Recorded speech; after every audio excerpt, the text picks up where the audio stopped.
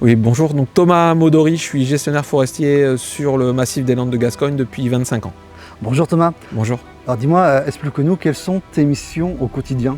Alors moi, mon travail, c'est d'accompagner les propriétaires forestiers dans la gestion de leurs propriétés, aussi bien sur le plan technique. Alors, le plan technique, qu'est-ce que c'est? C'est des reboisements, des coupes, quand est-ce qu'il faut intervenir sur une parcelle, quand est-ce qu'il faut prendre un petit peu son temps, quelle technique utiliser, ça c'est le plan technique. Et puis je les accompagne aussi sur le plan administratif, sur le plan fiscal, sur le plan patrimonial. Voilà, globalement, ce sont dans l'ensemble des propriétés familiales qui sont détenues depuis de nombreuses générations. Et la question, c'est de savoir comment valoriser ces propriétés, en faire des très jolies propriétés et les transmettre dans de bonnes conditions aux générations futures. Donc on t'a vu dans nos reportages récemment avec la commune d'Audange, avec Nathalie Leyandre, maire d'Audange.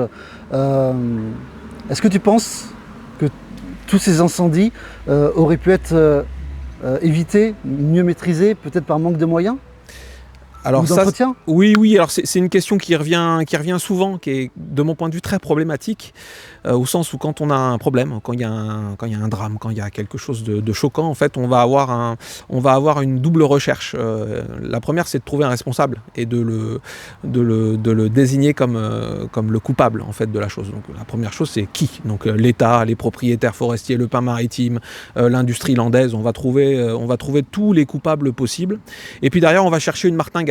Une martingale au sens où on va chercher une solution simple à un problème souvent très complexe. Et donc ça va être mettre des pare-feux partout, ça va être retirer du pain maritime, ça va être mettre en place des mesures de rétorsion vis-à-vis des propriétaires forestiers ou des propriétaires de maisons. Et puis une fois qu'on a fait ça, on a fait l'essentiel du tour de la question et puis on passe à autre chose. Et quand on fait ça sur des questions d'aménagement du territoire, souvent on se plante complètement. Donc moi, ça ne m'intéresse pas vraiment de répondre à cette question-là, parce qu'y répondre, c'est alimenter ces problèmes-là, cette approche qui n'est vraiment pas la bonne. On a des problèmes qui sont complexes. Et moi, je vais le dire, les soucis qu'on a eu au niveau forestier cette année, c'est l'écume des vagues. Globalement, ce qui est en train d'être touché, c'est l'habitabilité des territoires. On a des populations qui ont explosé sur le territoire girondin depuis 20 ou 30 ans. Et si vous prenez un peu de recul, on a des baisses de rendement agricole, on a des problématiques sur la vigne, on a des risques d'incendie, qui soient des incendies de forêt ou des incendies dans des usines, les voitures qui prennent feu un peu partout. Donc tout ça n'a pas vraiment de lien avec la forêt, mais il faut s'interroger sur l'aménagement du territoire pour protéger en fait à la fois nos activités économiques et puis le lieu de vie des Girondins. Voilà, c'est ça mon problème aujourd'hui. C'est ça qu'il faut qu'on arrive à mettre sur la table, plus que les questions purement forestières. Alors désolé, j'insiste un peu, mais d'après toi, est-ce que tu peux nous donner ton analyse? Pourquoi on a eu autant de mal à maîtriser tous ces feux? Alors aujourd'hui, on touche en fait les limites du système qui a été mis en place après les grands incendies des années 40, de 1949, où je le rappelle, on avait eu 82 morts autour de Socats, donc c'est quelque chose d'absolument traumatisant. À cette époque, les propriétaires forestiers s'étaient organisés pour mettre en place un système en fait de mutualisation des investissements pour la protection et la prévention en fait des feux de forêt, avec l'installation des pistes forestières, des fossés et puis des zones d'accès à l'eau pour lutter contre les feux et puis prévenir les départs. Ça a très bien fonctionné quand ça a été mis en place. Donc les propriétaires payent depuis 70 ans pour la protection des massifs forestiers. Ça a fonctionné jusqu'en 2022. Ça veut dire qu'en fait, il y avait un nombre très important de départs de feu tous les ans. En fait, il faut que les téléspectateurs l'entendent aussi. Le département de la Gironde, c'est le département français où il y a le plus de départs de feu en France. Voilà, il faut comprendre ça. Et donc, la plupart sont maîtrisés assez rapidement. On a des surfaces qui sont brûlées, c'est toujours un drame, mais qui sont bon an mal an, qui sont maîtrisées. Mais depuis 2022, on touche à quelque chose de nouveau.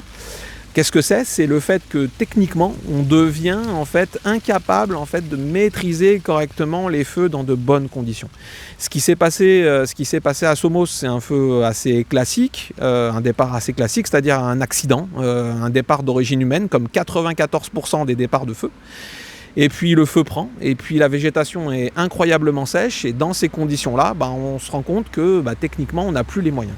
Les gens qui ont pu rester ici, qui ont pu regarder un petit peu la télévision, les chaînes d'infos, ils ont vu des déferlements de moyens techniques incroyables. On a vu des avions, on a vu des hélicoptères, on a vu des camions de pompiers.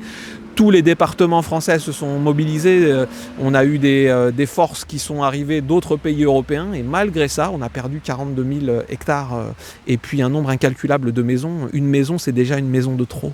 Donc il faut comprendre que là, on touche à des limites en fait, de contrôle de la végétation, de contrôle de la nature. Et quand c'est ça, il faut prendre un petit peu de recul et puis regarder si on ne peut pas aménager le territoire différemment. Je le redis, l'incendie de Somos, c'est un accident en fait, lors de travaux d'entretien sous une ligne électrique. L'incendie de Biscarrosse, c'est un problème de feu sur une voiture qui s'est mise sur le bas-côté.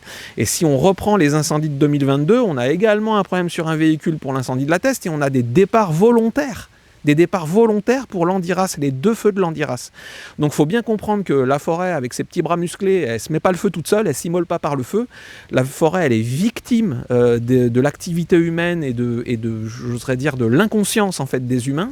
Et donc tout ça, il faut qu'on arrive à se mettre autour d'une table pour en parler et puis essayer de trouver des solutions. Voilà. Mais c'est bien complexe. Pour conclure, est-ce que tu aurais un message de prévention à nous donner, à tous ceux qui côtoient la forêt, qui habitent autour d'une forêt ?